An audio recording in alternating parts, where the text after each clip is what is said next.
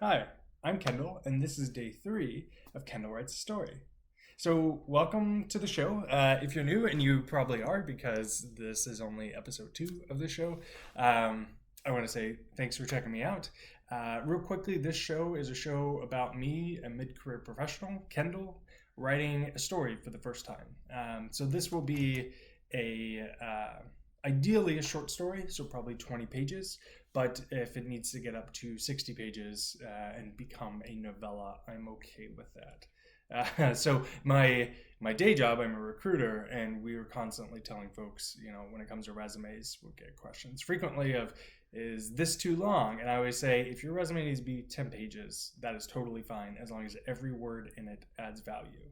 And so that's kind of the mindset I'm operating under here. If every word adds value, then I'm happy for it to be a little longer. With that said, the challenge that I am coming up against today is characters. So that's kind of what I wanted to sort of debrief on. Hopefully, get your thoughts. For those of you that are watching this. If not, this is, if nothing else, a web journal for me to get some catharsis. So the issue I'm having with the characters is.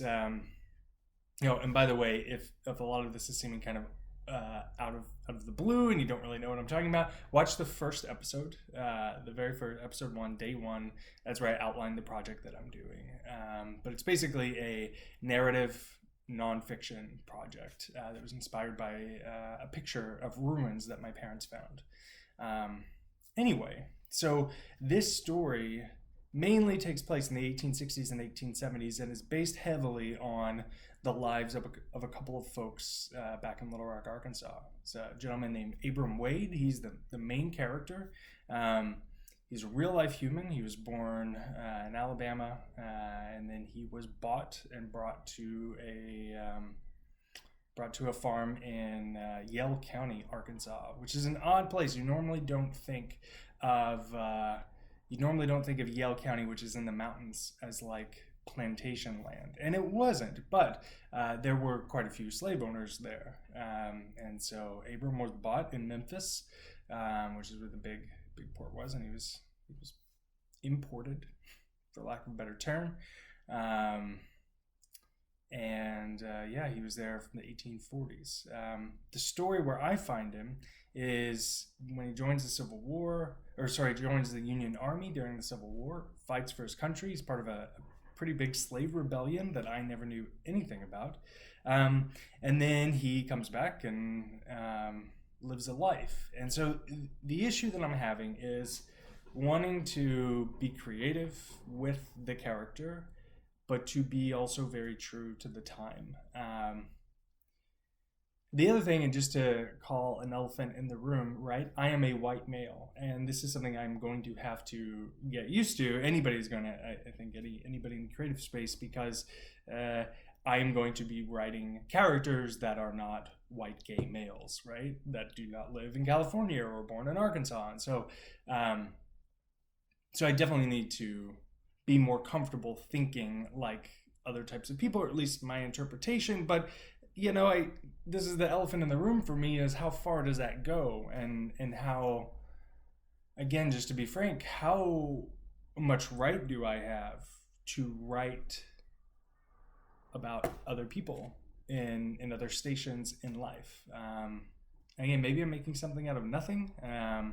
But if you're a writer or have dabbled in this, I would love to hear your thoughts on this. Especially, this is all happening, there's context, right? This is all happening in July of 2020, where there are a lot of big racial conversations going on. And so that's something I'm maybe internalizing too much, but I want to be respectful of what that looks like.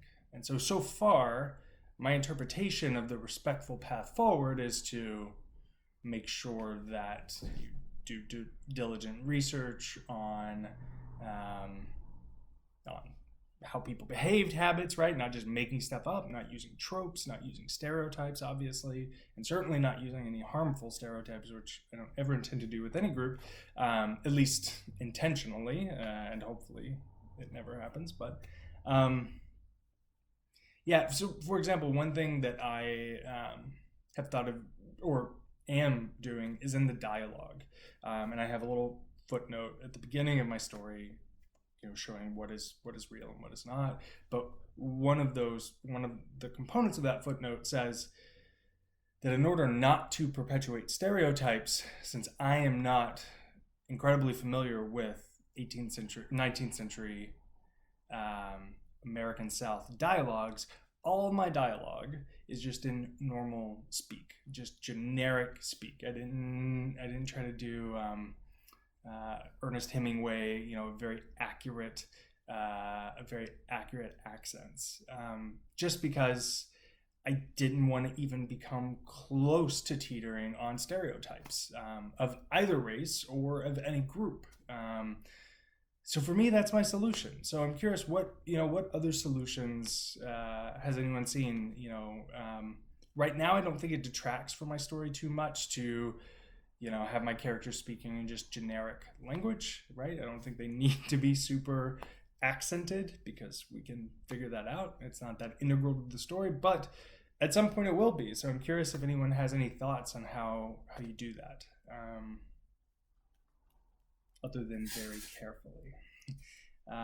Anyway, so those are my kind of things I'm throwing around today with myself. If you have thoughts, I'd love to hear them. That's obviously why I'm doing this. For the next video, so I'll probably maybe talk a little more about characters, but a question that friends and family have had has been, how do you start researching? Like, if somebody, so the impetus of this was my parents saw a picture, or took a picture of a cabin, of a pair of steps from an old cabin they found in the woods, and they sent it to me. So I've had several friends and colleagues say, how did you take that picture and find this information? How do you do that? And so that's where my history degree will come in. And so that's what I'm gonna focus on next episode, is if kind of me giving back, right? If you find yourself, somebody sends a picture or something interesting and you want to know the story behind it, hopefully I will have a couple tricks that you haven't heard of before that we can use. And I guess Ellie wants to be a part of this conversation as well. Say hi, Ellie. Hi. Okay. Thanks for watching. Have a great day. Bye.